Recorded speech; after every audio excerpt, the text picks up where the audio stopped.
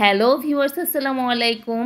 আজকে লাল মরিচের ভর্তা বানাবো, তাই মরিচগুলোকে প্রথমে কুসুম গরম পানিতে ভিজিয়ে রেখেছিলাম। কুসুম গরম পানিতে ভিজিয়ে রাখলে পাটায় বাটতে সহজ। তারপর পেঁয়াজগুলোকে কিউব করে কেটে নিয়েছিলাম। আমি এখানে কাঁচা পেঁয়াজের ভর্তা বানাবো। রসুনগুলো হালকা একটু টেলে নিয়েছিলাম। দেখতেই পাচ্ছেন পাটাতে মরিচগুলো দিয়ে পরিমাণ মতো লবণ দিয়ে বেটে নিচ্ছিলাম। ভর্তা মানেই বাটাবাটি। পাটায় বেটে ভর্তা করলে বেশি মজা লাগে। আপনি চাইলে ব্লেন্ডারেও ভর্তা করতে পারেন।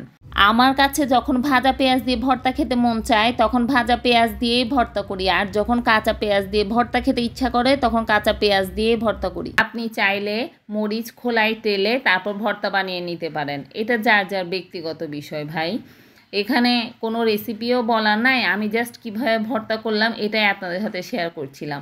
মরিচগুলো ভালোভাবে বেটে নিয়ে তারপর ভেজে রাখা রসুন দিয়ে আমি আর একটু থেতো করে নিচ্ছিলাম।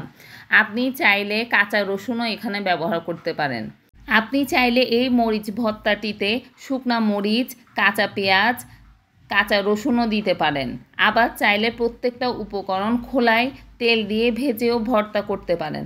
দেখতেই পাচ্ছেন আমি মরিচ ও রসুনগুলো ভালোভাবে বেটে নিয়েছি। আমার কাছে এক্ষেত্রে মনে হচ্ছিল লবণের পরিমাণ একটু কম, তাই আমি অল্প একটু লবণ দিয়ে আর একটু মাখিয়ে নিচ্ছিলাম, এবং এই মরিচ ও রসুনের ভর্তা থেকে অল্প একটু ভর্তা আমি আগে থেকে উঠিয়ে নিয়েছিলাম। আমার কাছে মরিচ ও রসুনের ভর্তাটাও ভালো লাগে। তারপর আগে থেকে কিউব করে রাখা পেঁয়াজগুলো মরিচের সাথে ভালোভাবে থেতো করে নিচ্ছিলাম। অতিরিক্ত পেঁয়াজগুলো বেটে ফেলবো না।